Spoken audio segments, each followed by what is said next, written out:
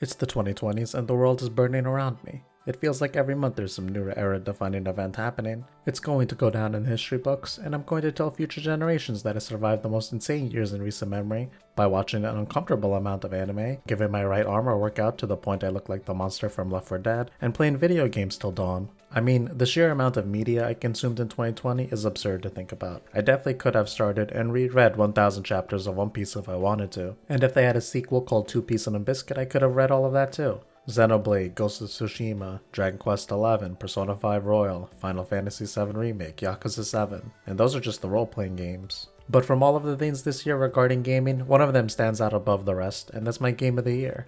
Disclaimer though, my favorite game of all time is Persona 5 Royal. I had 300 hours on the original, and when Royal dropped I played another 300. This is my favorite game of all time. But it's kinda hard to say that's my game of the year when they didn't really remove much from the vanilla version, but instead just added on. And in my opinion, Game of the Year should be something that's a fresh experience for the year, which to me is my actual Game of the Year, 13 Sentinels.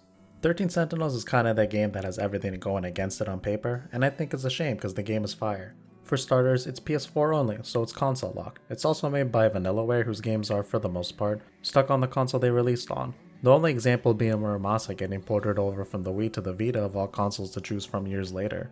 I'm not sure what marketing they used to try and sell this game over here in the West, but I feel like there's 10 people who play this game. But all 10 of us will tell you this is our game of the year.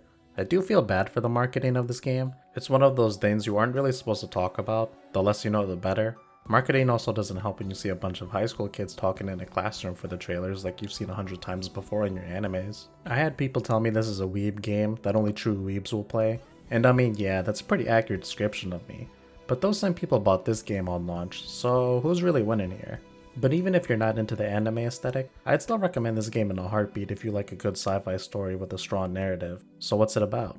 The basic plot is that you play as 13 high school students who all pilot these big robots. Hence the name 13 Sentinels, get it? The 13 students are all making their last stand to save their city against an oncoming alien invasion. However, this game's core is basically a walking visual novel or a point-and-click adventure. And yeah, that's kinda where the marketing problem comes in.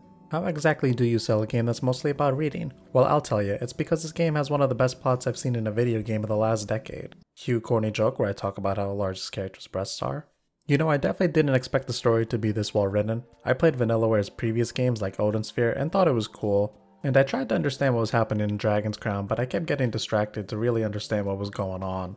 So I was really surprised to discover the company behind those games had writers who were capable of creating one of the best written stories in video games I can recall from the last decade. If it means anything, this game got nominated for Best Narrative for the Video Game Awards of 2020. And it should have won too, but the masterpiece that is The Last of Us 2 came out in the same year, unfortunately. I didn't actually play that game, but the 100 videos I saw on YouTube lets me know everyone hates it. But hey, to each his own, I'm sure the story and dialogue for that game are top notch. Got there. Bigot sandwiches. Smells good. So how good is the story and why should you care? It's probably best to go in blind, but I'll keep talking about aspects I thought were neat about it, while also keeping spoilers light. For starters, they'll tell you in the first hour that it's a time travel story at its core, and with 13 different characters from various time periods, things can get out of hand pretty quickly. But in a good way. You see, the game does a good job of giving you a bunch of questions that you will want to find the answers to. Why does this character have a breakdown if she doesn't take her pills? What the hell is this robot? What happened to my memories? If I found out the girl I have a crush on is actually a cross-dressing boy and I still like them, am I gay? I don't know, maybe, but these two have the cutest relationship, it's adorable. I just wanted to bring it up. So why are you dressed like that now? Because I know you like it.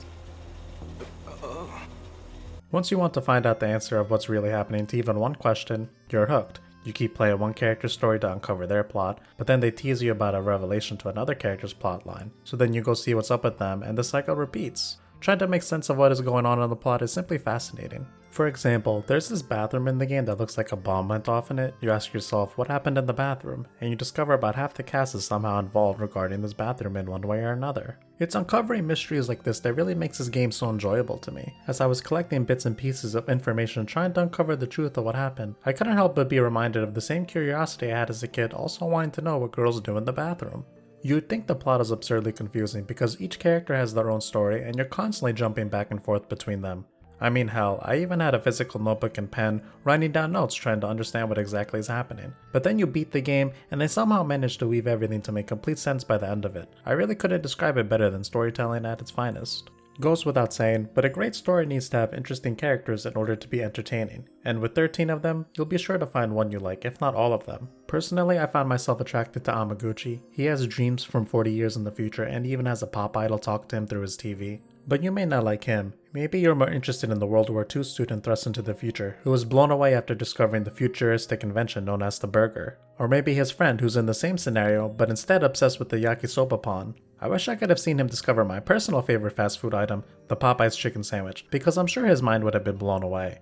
But getting drawn in by these lovable dorky characters is really the charm of this game.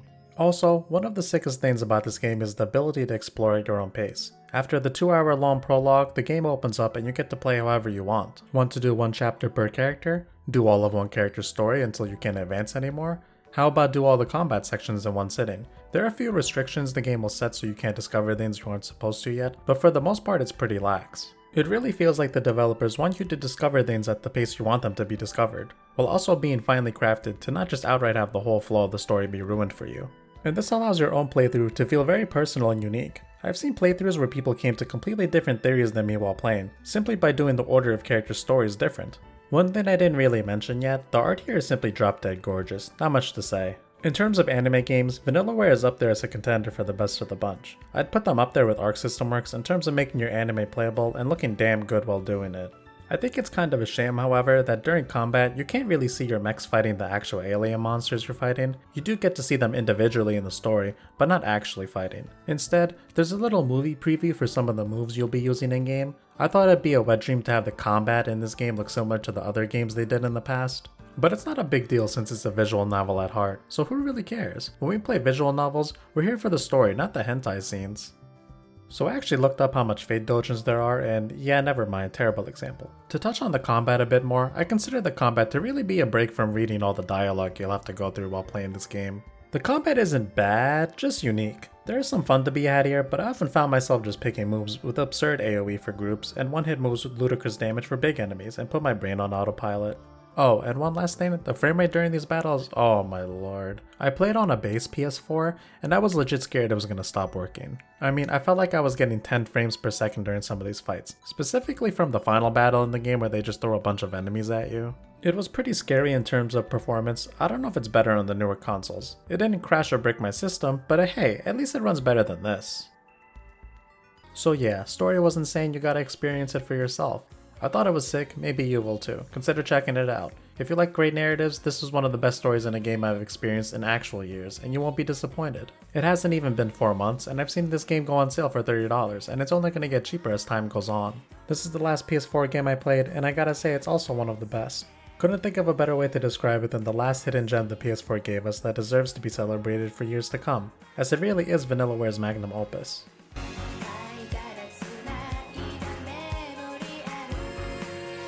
That's the end of the video. If you made it this far, thanks for watching. If you liked it, do all that YouTube stuff like checking out my other content, hitting that subscribe button, and commenting if the yakisoba pan or burger is superior. Peace.